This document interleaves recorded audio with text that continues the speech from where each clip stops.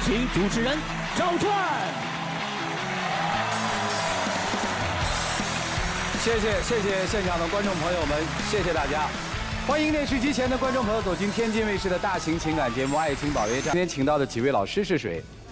他们是著名的媒体评论人于波鸿于老师，欢迎于老师；著名节目主持人莎娜老师，欢迎莎娜老师；华谊嘉信的高级副总裁许巍老师，欢迎许老师；胡磊涂老师，欢迎。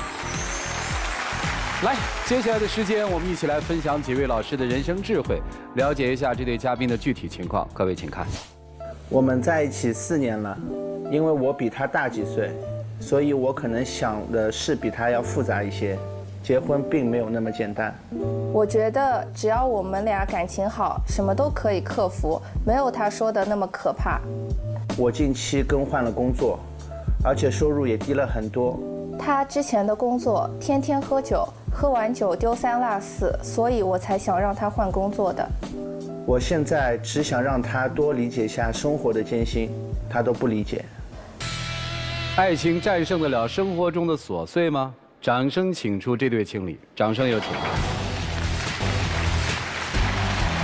张先生25岁，来自上海销售，有请小张有请。马女士22岁，来自上海待业，有请小马有请。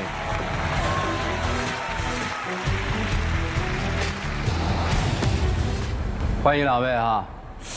看这个小片的意思是你想结婚了，是吧？对。啊，你大概觉得结婚的还没准备的特别充分，对，是这意思吧？对。你们俩谈了多久恋爱了？3、4年。你乐了哈？那么着急结婚啊？22岁。因为我觉得我们这个时间也挺久的，感情也挺好的，然后我觉得可以结婚。这资料上面写的你现在待业。我是刚毕业。就现在还没工作呢，是吧？对。是准备结了婚再工作，还是结了婚咱也不工作了？工作到。感情好不好？感情好，感情好就结了呗。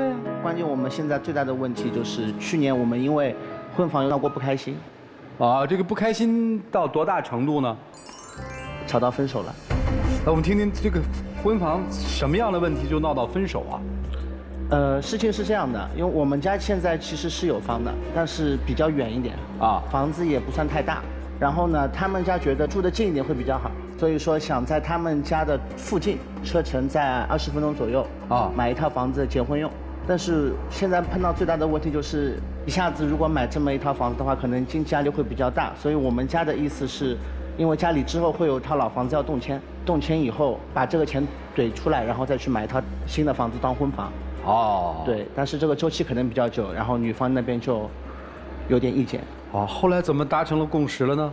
后来我们协商了一下嘛，先买一个小一点的过渡嘛。不是有房子吗？因为这个郊区的公里就是大概要30多公里，如果我回去的话，就是家长来看的话也不是很方便。哎呀，你女朋友应该在家里是个挺娇的女孩吧？对，听她说话感觉得到啊，就是那意思是结了婚以后，看来父母也需要常来照顾，是这意思吧？不是常来照顾，就是常探望一下嘛。那不是就是常来照顾吗？不会因为就是结婚然后隔了很远，然后就是很久不见嘛。不会啊，你每周末都可以回去啊，1个小时的路程算什么呀？这么年轻啊！接着说吧，反正你们就因为房子的事还闹过分手。对，最后反正还是你们家妥协了，是这意思吧？对。钱从哪儿来？父母出。行吧，说你女朋友吧。因为小姑娘比较娇生惯养嘛。然后在家里面也是双手不沾阳春水的。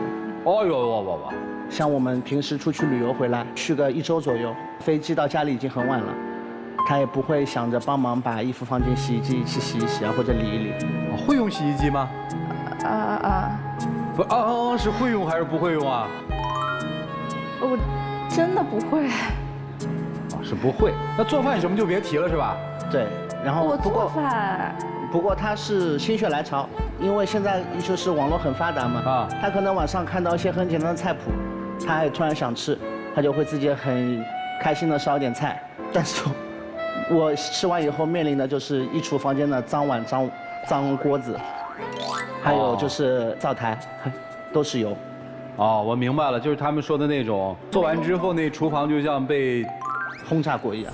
我个人觉得会不会干家务哈，反正可以学嘛，只要感情好就行嘛。这也并不是一个说你现在不想跟人结婚的一个理由嘛。还有别的理由吗，小子？我这边其实就是觉得。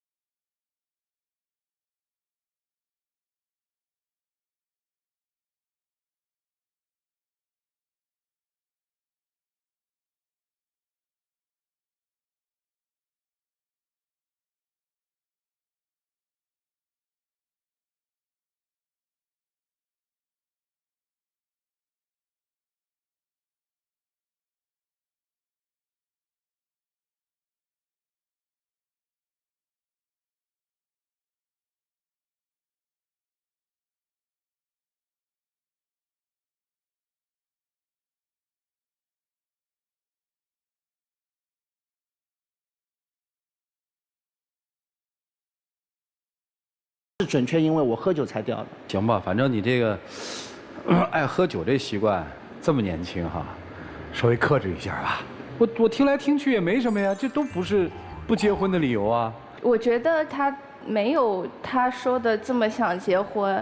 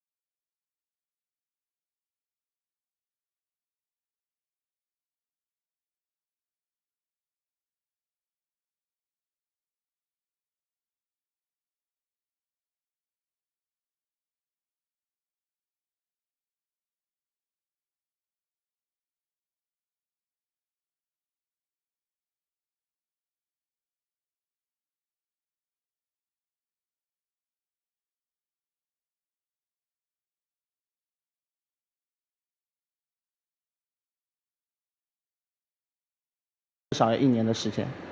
人家不就提了1年吗？我说的是1年以后再定。我明白了，就是再定的含义就是可取可不取。不是，就是可结可不结。也没有，就是1年之内把事情能解决的全解决掉，包括他不做家务，包括我的工作，包括我们。所以他要解决不掉呢。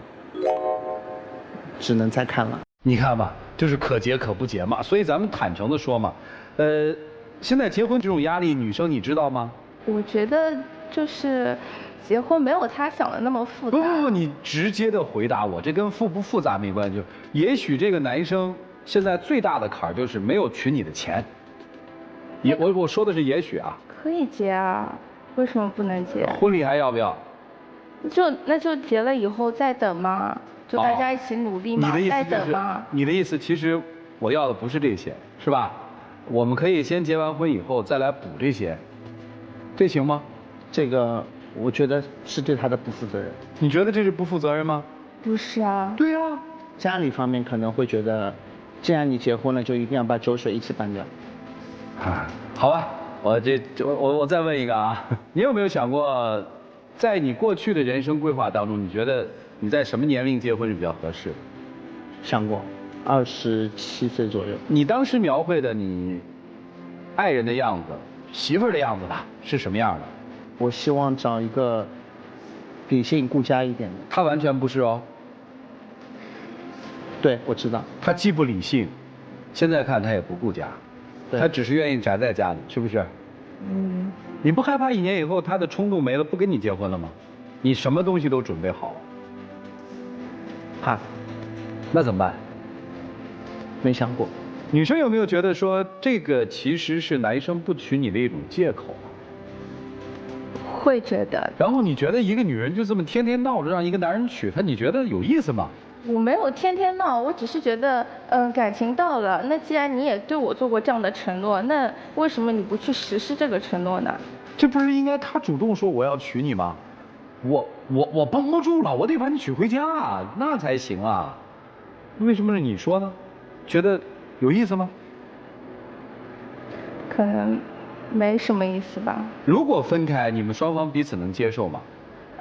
我来这里初衷就是这样的。如果最后这样子谈下来、调解下来，没有办法结婚，那我们就不再拖着了，就选择分开。所以你是可以接受分手这个结局的，是吗？对。男生呢？我不能。为什么？舍不得他。那就把他娶回家呀。我想娶她，我从来没有说过我不想娶她。是啊，你就做嘛。因为可能我跟她想的不一样吧。我相信，可能在女生的心里面，最大的坎儿已经跨过去，就那个房子，对吧？在女生看来，她可能想法就那么简单，那个房子是我最大的坎儿，我已经迈过去了，其他的东西对我来说都不算什么。男生的想法可能会觉得，你看我们还有那么多的困难要去面对，我们不要叫困难，好不好？我们还有那么多的结婚条件要去准备。不具备这些条件，我们是不能结婚的。对，所以女生就说了一点，说结婚是需要冲动的。我相信你们在这个折腾的过程当中，女生说的结婚是要冲动，你要特别想想这句话。也就是说，她认为现在跟你结婚还有一定的冲动感，这件事情再拖下去，再消耗下去，当她连这点冲动都没有的时候，可能你娶她就更困难了。所以我们就会看到今天在台上一个挺尴尬的局面。2个人都说我们的感情好，但是在你们制定的标准面前一检验，发现并不是这么回事儿，连基本在什么时候结婚你们已经达不成共识。这个背后到底跟你们当初要房子那次分手有没有关系？跟男生换工作有没有关系？跟女生的现状有没有关系？跟男生的经济情况有没有关系？所以把这事儿摆在这儿，你听听老师们怎么帮你们分析啊。来，让我们一起进入丘比特问卷。女生是上海本土人吧？嗯。你大学毕业以后在上海找一份工作，应该说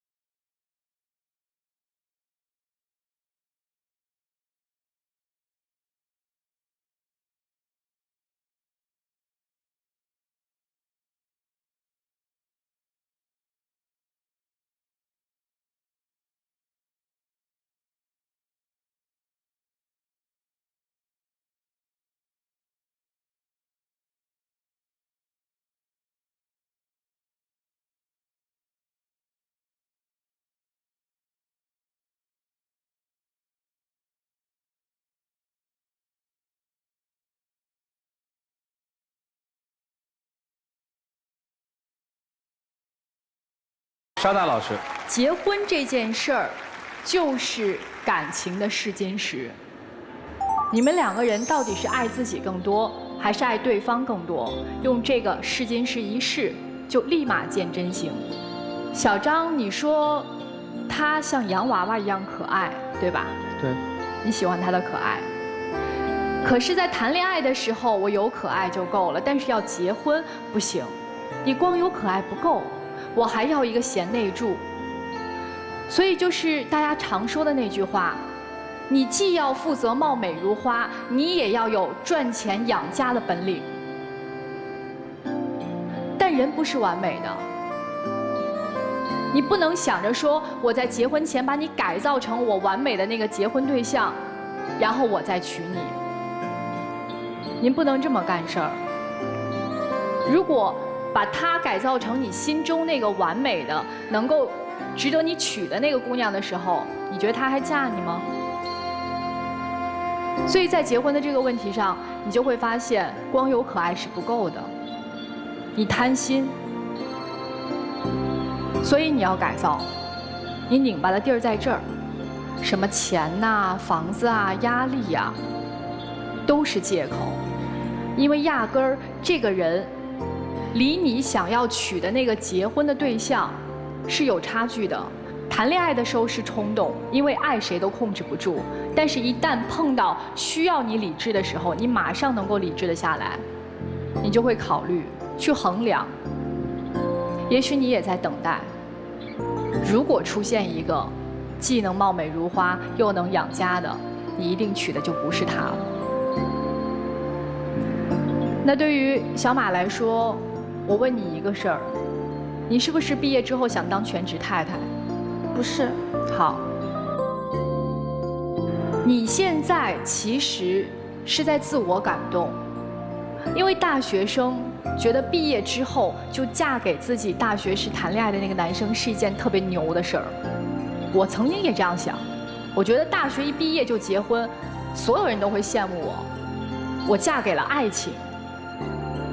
但姑娘，嫁给爱情是要付出代价的。你现在不是想要嫁这个人，你想要嫁结婚这件事儿。你要想明白这个问题。如果你真的爱一个男人的话，你会忍心跟他说这些家务活我都不做，有阿姨啊，洗碗机我不会用，洗衣机我也不会用。你一定会发自内心的想要为这个男人做点什么，你想要当好一个贤内助，这是真正发自内心的爱。如果我只想当一个养尊处优的公主的话，那这个男人一定不是你爱的那个人。而且如果你要是抱着这样的一种生活态度跟他步入婚姻的话，你放心，你们两个人的婚姻的日子长不了。千万不要拿自己的青春去当赌注，婚姻是一辈子的事儿，不是只有爱情和冲动就够的，好吗？对自己负责任，谢谢。好，谢谢沙大老师。来，曲总，女孩，你现在混淆爱情和婚姻的概念。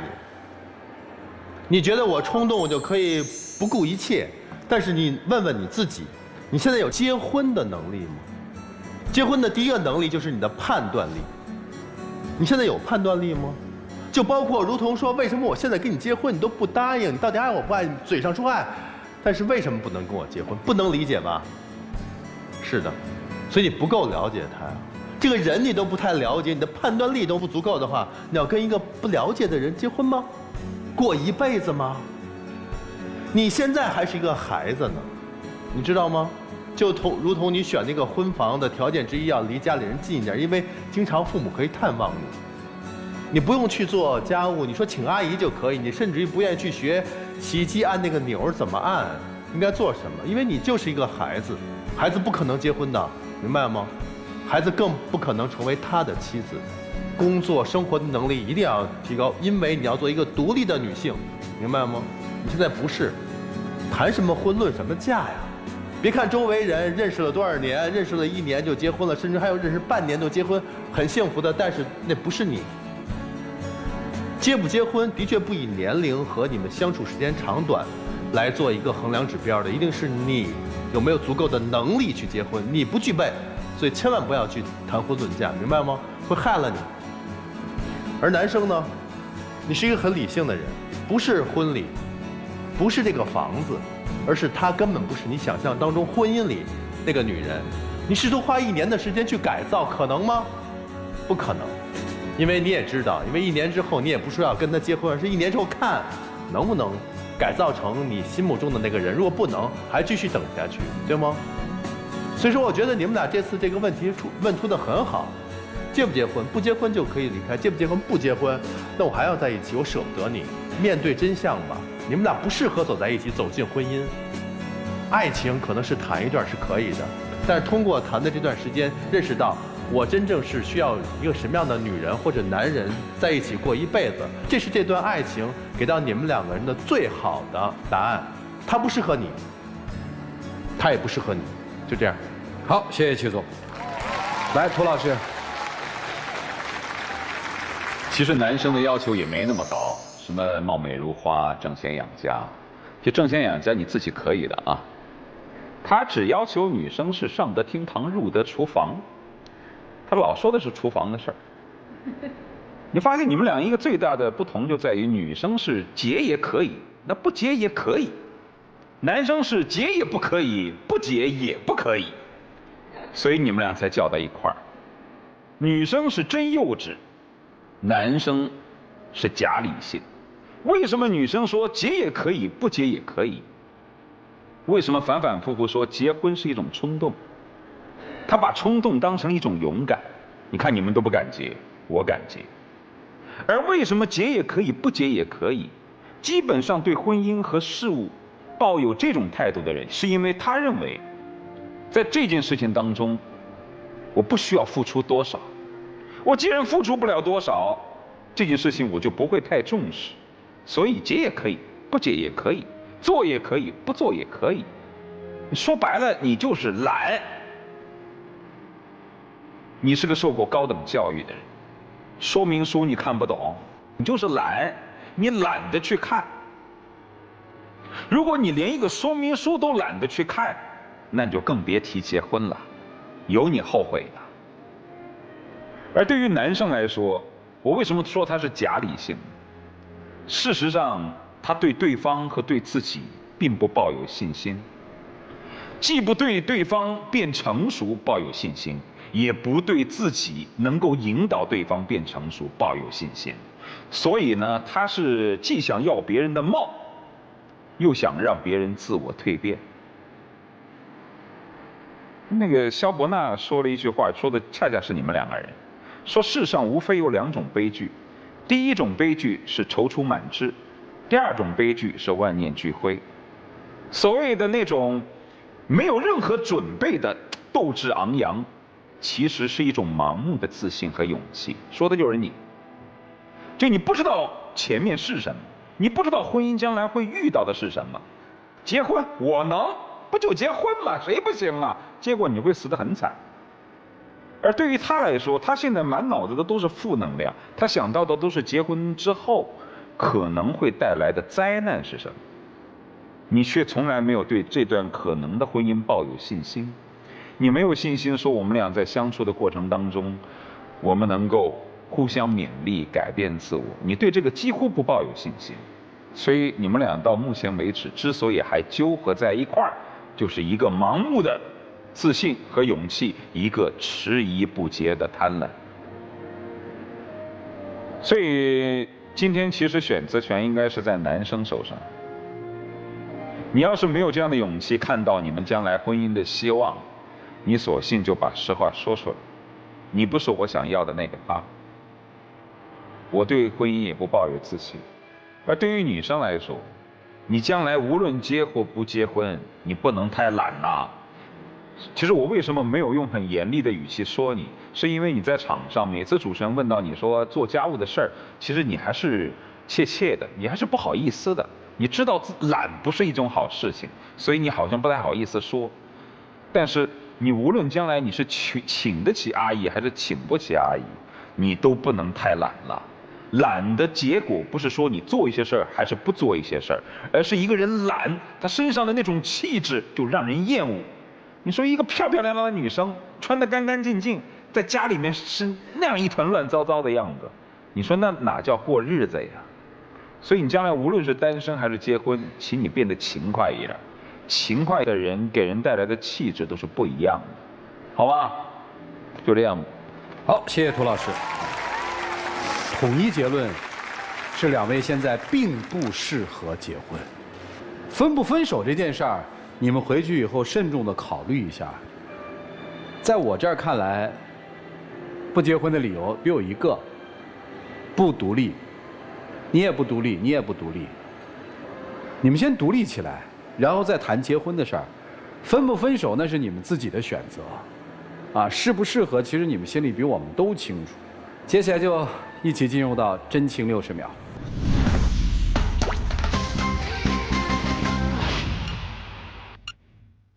我也已经换工作了，以后酒我能推就推，能不喝就不喝，再不会主动去喝酒，然后让你帮我捡这个或者要你照顾我。包括结婚这件事的话，我认为我们可以回去重新盘算一下，没有你说的那么简单，也没有我说的这么难。我们可以好好沟通，没有要到说因为不能马上结婚到分手的那个地步。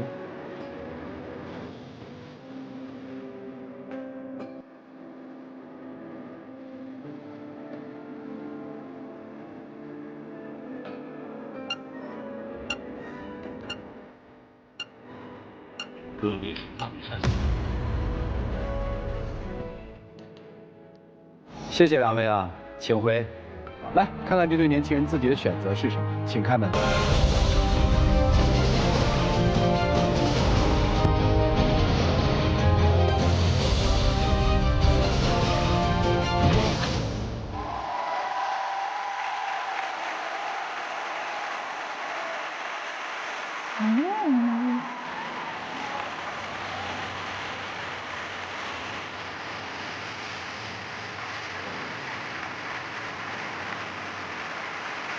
回家以后好好想想，好好规划一下生活，然后再说吧。来，有请我们的小话筒，有请。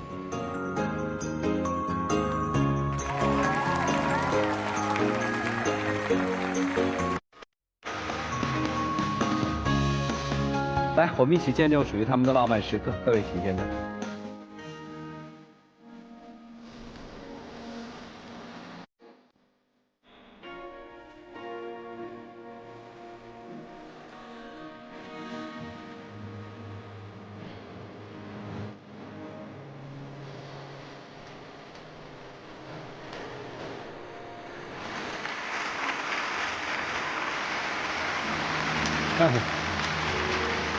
前亮灯吗？来，这个送给你们。回家好好的想想这些事儿啊，捋顺了再结。祝你们生活快乐幸福。来，两位请回。真的，谢谢。请回，请回，请回，请回。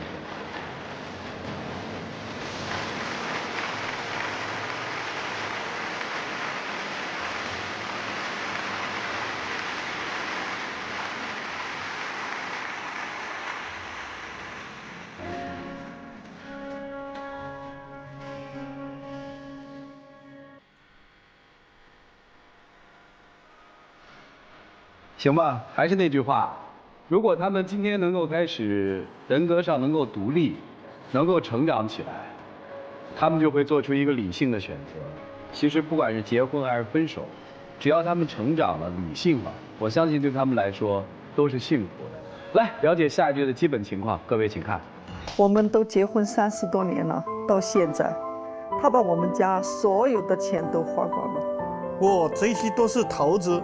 我买的都是越来越值钱的古董，我真不懂，闹不明白，他为什么买那么多东西，花了好多好多的钱。我觉得这个家现在真的没法过了。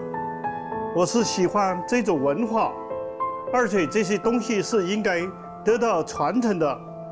他想得太肤浅了，我希望他能理解我。要家还是要古董？掌声请出这对夫妻，掌声有请。熊先生59岁，来自四川，退休。有请熊先生，有请。周女士54岁，来自四川，退休。有请周女士，有请。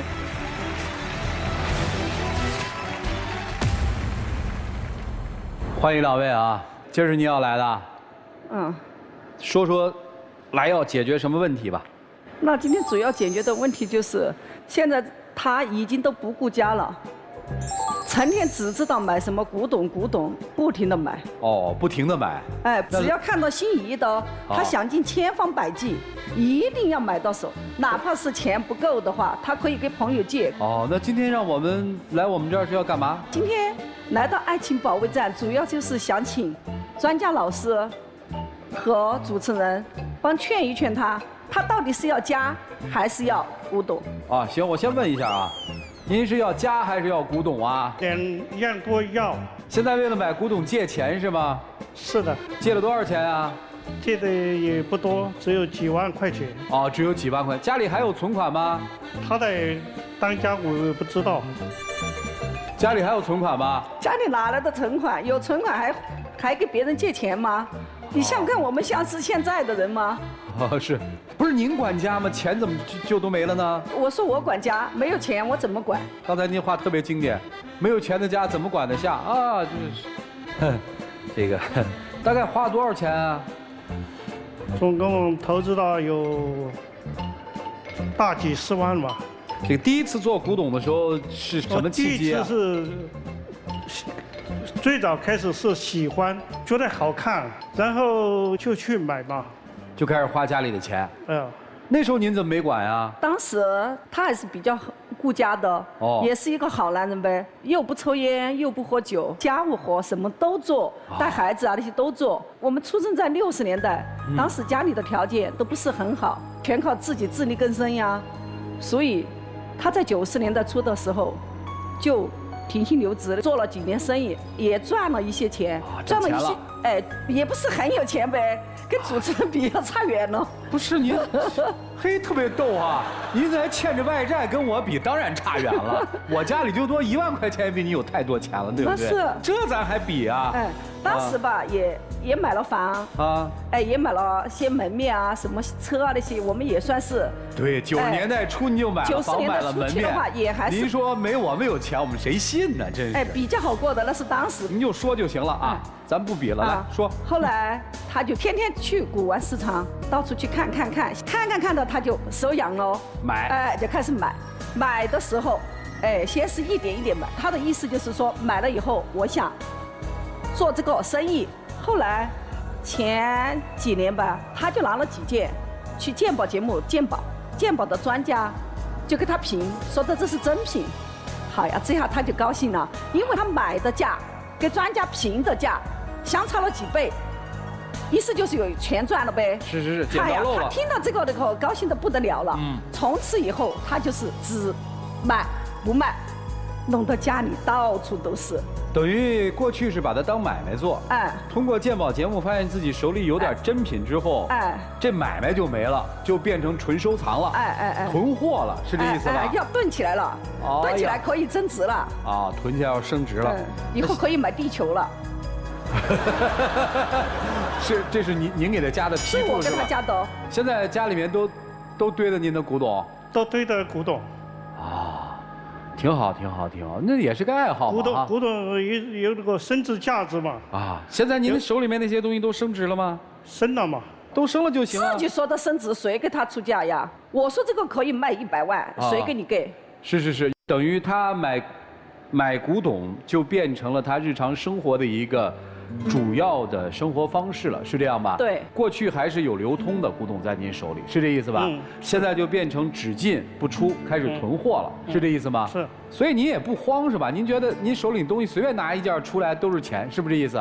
是的。您还准备升呗？就是不到您心理价位的时候，您不会出手。不出手。听明白了，这就算开始进入一个怪圈了，对吧？那对家人怎么样啊？还管孩子吗？还疼您吗？要是要管孩子，要疼我的话，我今天就不来这个爱情保卫战了。哦，这才是重点啊！咱说重点。就是这个啊，怎么了？前几年呗，我不小心骑车的时候摔坏了腿，然后把骨头给摔坏了。骨头给摔坏了以后，当时他没在家，他去收什么所谓的古董，他说是古董，我说是垃圾。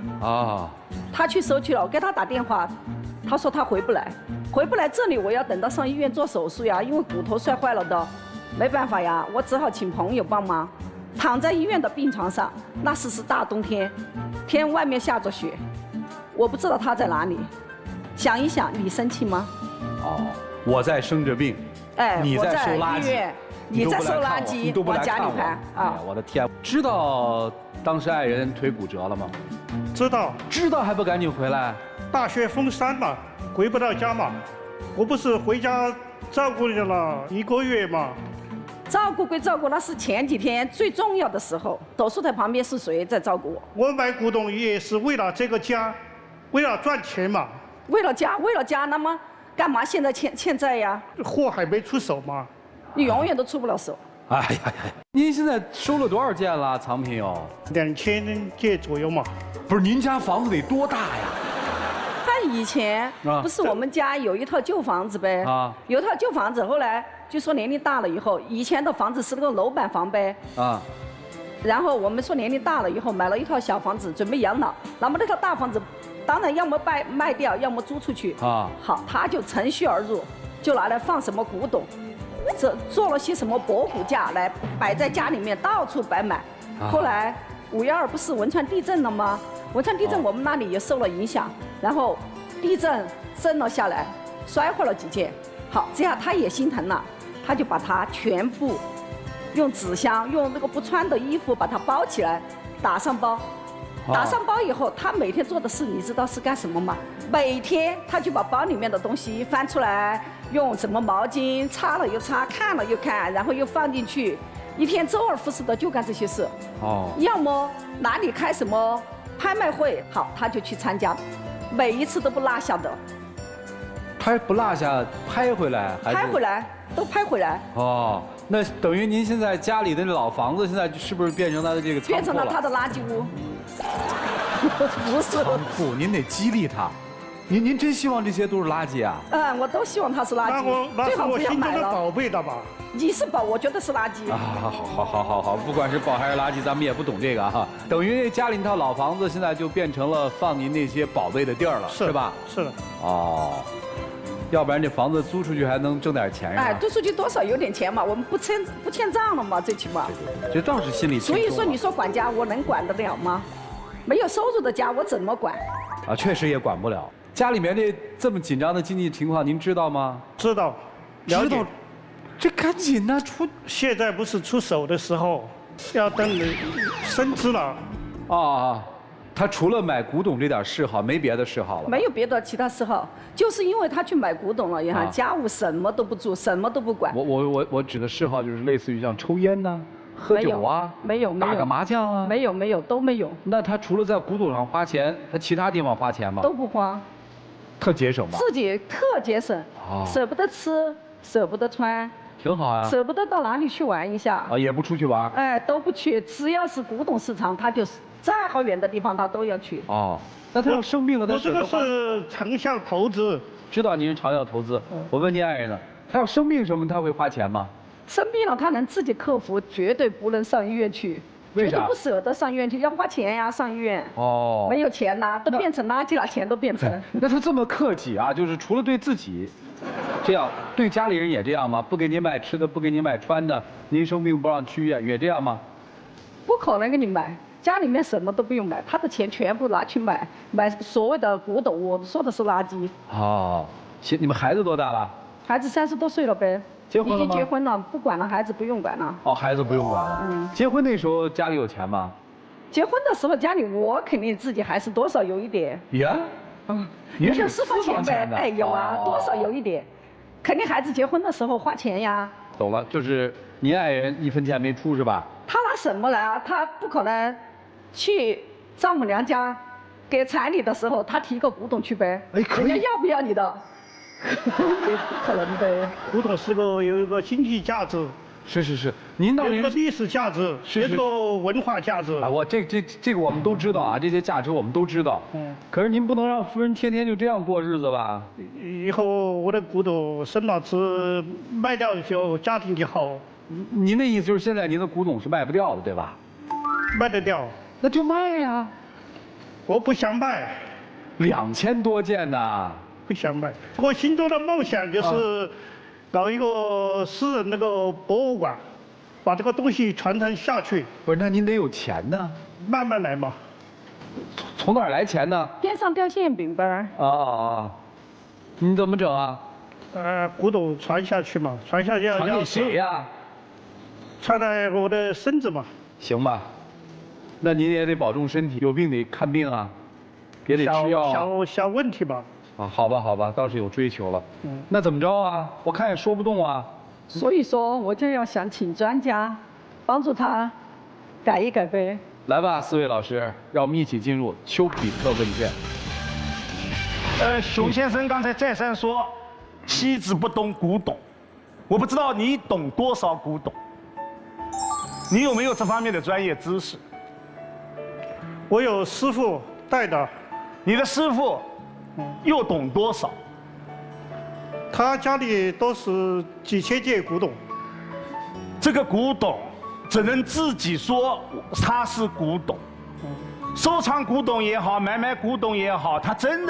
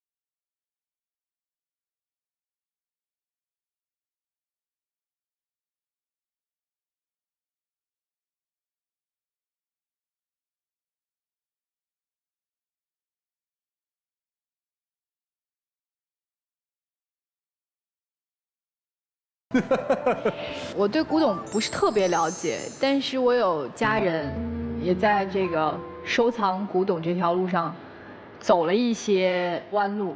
我知道，如果真正的陷入到这个里面呀，是一时半会儿回不了头的。阿姨，她现在就像走火入魔了一样，她觉得我们都是没文化的，我们看不了长远和未来。就是，对吧？但是我就说一句，熊先生，真正玩古董的人从来没考虑过它的经济价值，他一定是真的看上它、爱它，就是没有理由的就要把它留在自己的手中。无论多少钱，我一定不换。无论它今天涨到1个亿、2个亿、10个亿，真正玩古董的人，我是不考虑它经济，我不会卖的。所以您不要拿这个经济利益去糊弄家人。所以，你如果是一边打着说看重他的经济利益的这个幌子来糊弄家人，然后一边自己又真心的喜爱，让自己的家人生活都没有办法保障的话，您就太自私了。我说的我们家的这个亲戚啊，很遗憾，他因为心梗离开了人世。你知道他在走之后，留了满屋子的古董。他的妻子、女儿对着这满屋子的古董，除了哭什么都干不了。然后在处理完这些所有的后事之后，陆陆续续有一些人拿着欠条找上门，完全母女俩是懵的状态，什么都不知道。找上门以后，今天拿一个欠条说，哎，这是当时借的钱买的什么什么东西，明天就拿一个欠条来，俩人就开始还这个账。这是一波，第二波人来什么？第二波人来换来了，说这是当年跟我换的这个古董，我得换回来。你们家是这个是我的，那个是我的，母女俩什么都不知道就换。后来有一天突然发现有点不对劲儿了，发现很多都是假的。因为不知道当初是拿什么换给人家的，但是现在没有凭证，没有对证啊。所以他走了之后，留下这一屋子古董有什么用？对于他的家人来说有什么用？您就想一件事儿，您以后老了、病了，是古董照顾您，还是妻子照顾您？如果当您的兴趣爱好和你的生活发生了巨大的冲突的时候，那就不能称之为兴趣爱好了。明白了吗？但是我知道现在这么说您，可能是一时半会儿回不了头的，所以我就跟您说两句。您呀，现在要做的一件事是什么呢？看好钱，然后把这些古董数清楚，您自己心里有个数，就完了。您也甭指望他有一天会拿这些东西去换一些什么钱回来，或者是去什么出售啊什么的，他绝对是现在里面出不来的。所以呢，您就要做的一件事儿，看好钱就好了。好吧，谢谢，谢谢二位，谢谢沙大老师。来，曲总，大哥，从你几句话我能知道，这些古董在于你看来，绝不是投资赚钱的方式。你说这是我的宝贝儿，对吧？对。你说我这辈子不能没有它，对吧？对，是我生命的一部分。是的，所以我现在觉得什么古董不古董的，你是变心了，你爱上了别的东西，你不爱这个家了。老婆这么辛苦你不管，儿子结婚你不出钱你也不管，你那些宝贝儿让谁传承？让你的儿子、孙子是吧？孙子传承。这个家庭都没有你什么事儿了，让他传承什么呀？你抛弃了这个家庭。如果你想得到这些古董，你必须得花两方面的事情。第一方面，花钱，对不对？对。第二，花时间，对不对？对。每天就得擦洗，是吧？同样，这个家庭对你重要吗？重要。家庭里有你的爱人，有你的宝贝儿吗？有吗？你犹豫了。有。我说你变心了吧？这个家庭没有爱人，没有宝贝儿，你孙子、你儿子不是你宝贝儿啊，那不是你爱人啊，他们可得不到你任何的金钱和时间啊。所以你现在跟别的东西在谈恋爱啊，你跟古董那些瓶瓶罐罐在谈感情，对不对？这边看你是一个冷漠的人，而且那些债主们拿着债条，管你要不到钱，你是一个何等冷酷的人啊！你想你那和这些瓶瓶罐罐的过一辈子，是吧？是的。没有人传承。是的。如果你这么下去，就没有人传承你这些宝贝儿，知道吗？谈什么爱，谈什么文化，传承不了了，因为你马上就要失去这个家庭了，你知道吗？不知道。不知道是吧？大姐让他知道。要是你再去买那些什么烂的瓶瓶罐罐之类的，那就等着拜拜吧。不是，大姐不要这么说了，你这么说你已经说了很长时间了，对不对？但你没有从行动上去告诉他，你不能再这么做了，因为你不爱我们了，家务不管是吧？但他有饭吃，是不是？不给他做饭了，这个家门不让他进了，好不好？请他回到那个仓库里，跟他们去睡觉。他们去。对，然后让他们给他做饭，好不好？就是因为他没有后顾之忧，没钱还有饭吃，有地儿睡，是不是？还有孙子抱，对不对？都让他没有，必须让他2选1，因为当他把爱好充满了整个他的生活的时候，他就不爱你们了，明白吗？任何的爱好只是生活当中的配角，一旦他取代了主角的位置的话，你们就没有任何价值了。听清楚没有？说得好，专家老师。来听顾老师怎么说吧。我跟你分享6句话，好吧？收而不言者，俗；藏而不见者，傻；以藏学识者，德；以藏物心者，美；以藏缘由者，雅；以藏养藏者，富。你听得明白什么意思吗？第一句，收而不言者俗，什么意思？收来不用的话就俗气。你收回来之后，你不去研究它，是很俗的。收来了就放进去。第二句，藏而不见者傻，就只会收，却从来不去鉴别它的真假，这是傻。以藏学师者德，就是通过收藏不断的学习，成为一个大师，这是一种德性。以藏悟心者美，通过收藏力所能及的陶冶心灵，这是一种美。以藏缘由者雅，通过收藏来交朋友，是一种雅性。最后一句，以藏养藏者富，通过收藏来生活，来发家，这种人能富。收藏界还有一句话叫藏品即人品。一个只知道收，把自己关在一间屋子里，成天想着它升值的人，他的这种心情不是一种平淡的平静的心情。借钱，家庭矛盾，千夫所指，大家都不认同，一个这样的人能收得到好的藏品吗？你的心情不是自然的，你明不明白？所以你传承不了什么东西，就这。好，谢谢涂老师。好的，谢谢老师。您爱人说的对，咱过踏踏实实的日子。我还真没见过说这么玩的，真没见过。我挺同意那个曲总说的，这就是变心了，别再痴迷了。您要真不听，基本上面就妻离子散嘛，硬扛就是这个结局。所以没什么，我觉得咱们别过分，对吧？收藏不能影响了生活，影响到生活的爱好，那真是有问题。我们都年轻，对古董我们也没您懂得多，但是生活的道理我们懂，得让老婆孩子有饭吃有衣穿，得让自己能生活的像一个人。接下来时间留给这对夫妻一起进入真情的婚姻。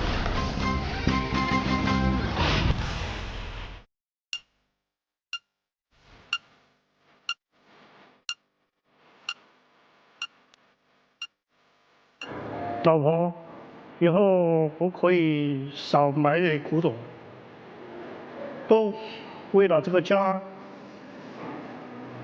请不要跟我离婚，好吗？要是你不买，我可以原谅你。少买点儿。少买点意思还是要买，那是不可能的。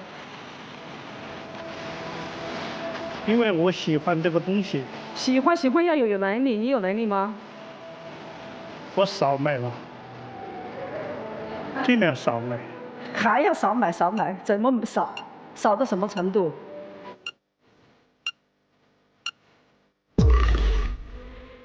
就所有成瘾性的东西，其实都有一个戒断的一个过程和难度。您得把这件事儿想清楚，要不要挽救，给不给他机会？别再收了，回家好好过日子吧。您要不收了，您就出来。你要还收，就说哪怕我少收，你也别出来了，今天好吗？谢谢您啊，谢谢大家，来，请回。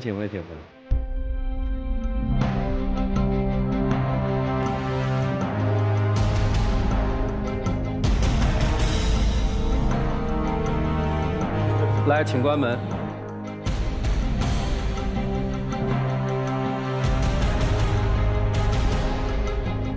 好了，他们到底会怎么选择呢？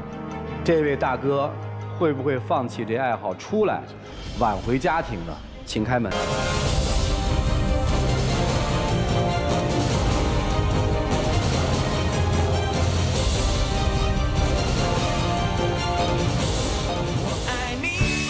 等等，不收了啊！不收了哈，不收了，真不收了哈！啊，不收了啊！哎，这个好，这个好。然后后面那句话是什么？老婆我爱你，我要为了这个家庭把这个产品处理掉，留一部分。哎，留一部分还是可以，人喜欢嘛，允许哈。那就来吧，中间啊，去吧。哎呀，站中间。来，有请我们的小话筒，有请。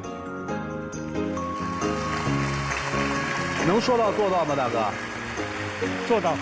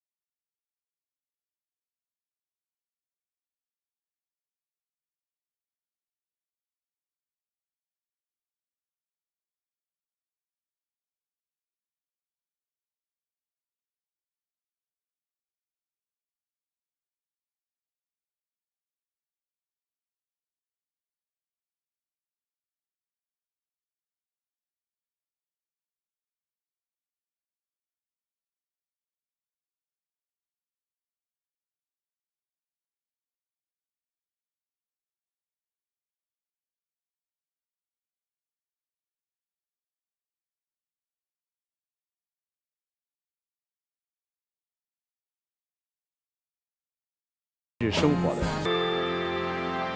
有网友提问说：“我和老公结婚6年，婚姻生活还稳定，老公还是很有责任心和顾家的。不过我不太开心，因为彼此双方的兴趣、价值观、生活观念、小孩教育的观念等等都不一致。不管工作还是生活，我做任何都得不到老公的支持。这种观念上的冲突，不是包容、沟通、理解就能解决的。虽然我们关心彼此，却只是亲人，不是爱人。对于这段婚姻，我有些纠结，结束吧又舍不得，更何况还有孩子，不结束呢又憋屈，总是一味的委屈自己，不太开心。我是从来没有听说过呀，亲人会因为不开心而离开，不舍得，正是因为你这种亲人般的爱，真是很难得。你的纠结其实是因为不知道问题到底出在哪儿。违心的包容、无效的沟通、假装的理解，当然解决不了问题。不开心的根源是不接受当下你自己的这种状态。先调整好自己的心态，保持自己的独立，接受对方的差异，并明确你们共同的目标。